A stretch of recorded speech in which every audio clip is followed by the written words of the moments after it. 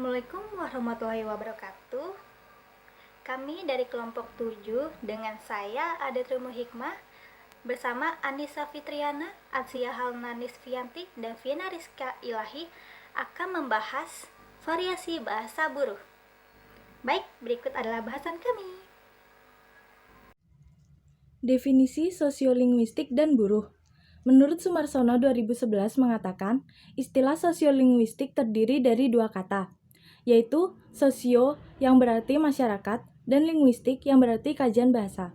Jadi, sosiolinguistik adalah kajian tentang bahasa yang dikaitkan dengan kondisi kemasyarakatan dipelajari oleh ilmu-ilmu sosial khususnya sosiologi.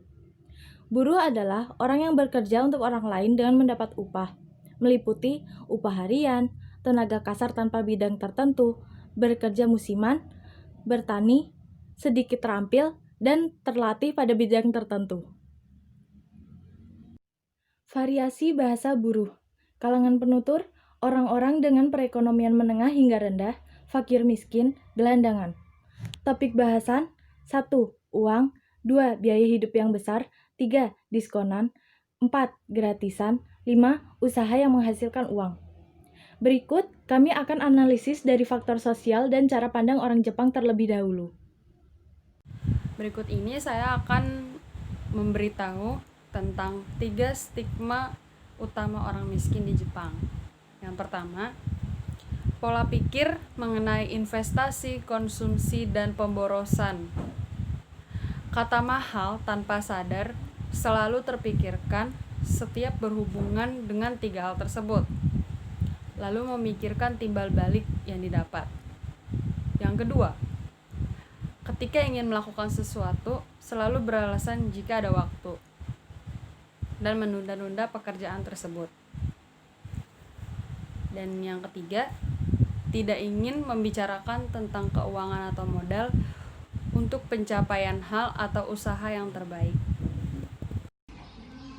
Baik, selanjutnya ada masalah kemiskinan di Jepang. Menurut acara NHK Supesaru yang bertemakan mengenai Hinkong, dijelaskan dengan rinci mengenai masalah kemiskinan yang tidak terlihat di Jepang. Masalah ini melibatkan 51% anak di bawah umur yang bekerja paruh waktu untuk membantu perekonomian keluarga. Pendapatan tahunan keluarga yang relatif miskin berkisar hyakuniju nimang eng, sementara tanggungan untuk 4 orang dalam keluarga bisa mencapai nihyaku yongjuyong mang eng. Hal ini melibatkan anak-anak yang berhenti menekuni hobi di kegiatan klub sekolah karena tidak mampu membeli peralatannya, tidak memiliki gadget, dan harus membantu pekerjaan rumah secara sukarela. Kebutuhan ekonomi yang tinggi ini disebutkan merenggut masa depan anak. Kami mengambil sumber di YouTube. Ini ada contoh, kami mengambil dari kota Kamagasaki yang berada di daerah Osaka. Lingkungan buruh di Jepang ada di beberapa daerah tergantung golongan penduduknya. Pada dasarnya, kasta sosial masyarakatnya di tingkat menengah dan rendah, atau orang yang gagal dalam menempuh karir dan terbuang, dan hal tersebut dapat ditemui di kota Kamagasaki. Berikut permasalahan kota ini. Latar belakang menjadi sarang yakuza, mayoritas penduduk pria, dihuni orang-orang gagal dan pelaku kriminal. Gambaran tempat, banyak sampah, banyak gubuk, jarang dikunjungi orang luar, terdapat doya, yang berasal dari kata yado yang berarti penginapan dengan harga murah.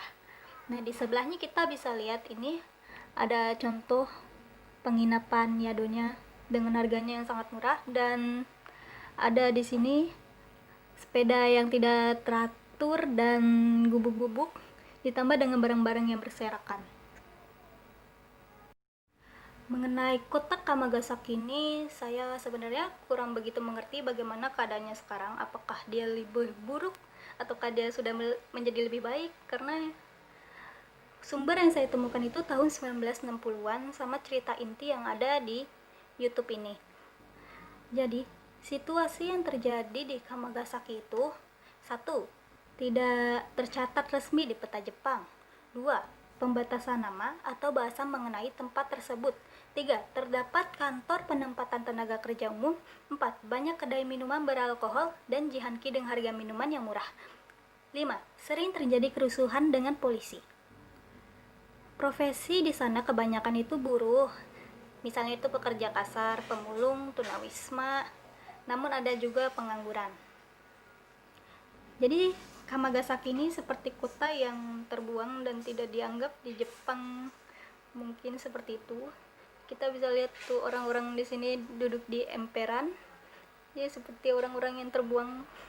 Dan kemudian di sini juga ada petanya, di sini ada Kaminoki, Tezukayama, terus di atasnya tuh nggak ada gitu apa Kamagasaki, cuman dititik sama Google-nya ini. Setelah menonton video anime tadi, sekarang kita akan menganalisis percakapannya.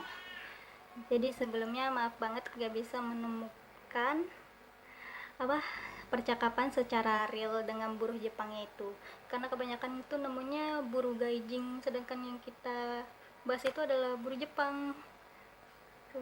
Sebenarnya ada satu, dia itu nenek-nenek gitu, sama pas ditanya sama gaijin tuh was-was gitu. Mungkin gaijinnya juga nggak enak ya kalau kelamaan nanya-nanya, jadi dia cuma sekedar ngasih roti udah pergi.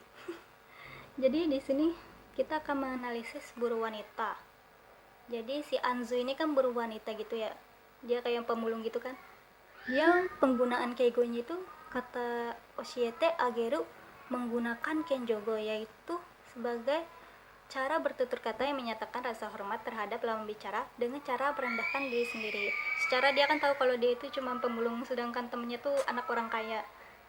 Di sini sumbernya Hirai 1985 halaman 132. Lalu ada kata okaneka. Sebelum dia ngomong kane itu dia menambahkan kata o, jadi dia menggunakan tenego, yaitu cara bertutur kata dengan sopan santun yang dipakai oleh pembicara dengan saling menghormati perasaan masing-masing. Dia menghormati perasaannya sendiri sepertinya. Terus itu sumbernya dari Hirai 1985 halaman 131. Hai, sudah. Dari segi pemilihan kata, buruh wanita tersebut banyak menggunakan bahasa informal, bahasa percakapan, dan bahasa sehari-hari. Bahasannya mengenai uang dan suatu keinginan memiliki benda yang diidam-idamkan.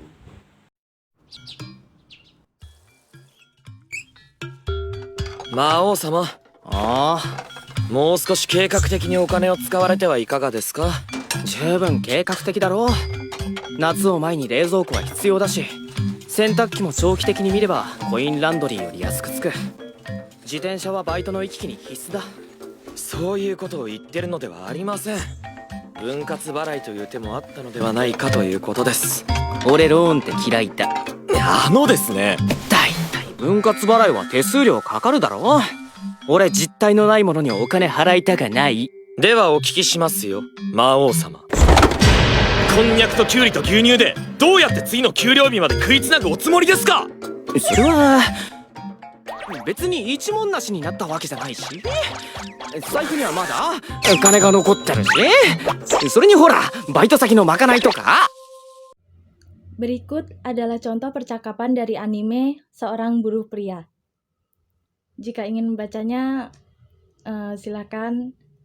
Jika video ini terlalu cepat, bisa di-pause dulu. Baik, selanjutnya ada penggunaan keigo pada video anime yang tadi, buruh pria. Di sini ada kata sama, ini menggunakan suku keigo, yaitu untuk menyatakan rasa hormat terhadap lawan bicara, menurut Hirai. Karena Mao sama ini merupakan atasannya Asia, jadi Asia memanggil Mao dengan Mao sama untuk menyatakan rasa hormat. Kemudian ada kata ikaga desu ka, dewa arimasen dan shinimas. Ini merupakan teinego, yaitu untuk menyatakan rasa hormat terhadap lawan bicara. Kemudian ada kata okikishimas, itu menggunakan kenjogo, yaitu untuk menyatakan rasa hormat terhadap lawan bicara dengan cara merendahkan diri sendiri. Pemilihan kata. Asia selalu menggunakan bahasa sopan kepada Mao sama dan terdapat bahasa sehari-hari juga. Bahasa buruh pria lebih membicarakan keinginan untuk hidup praktis.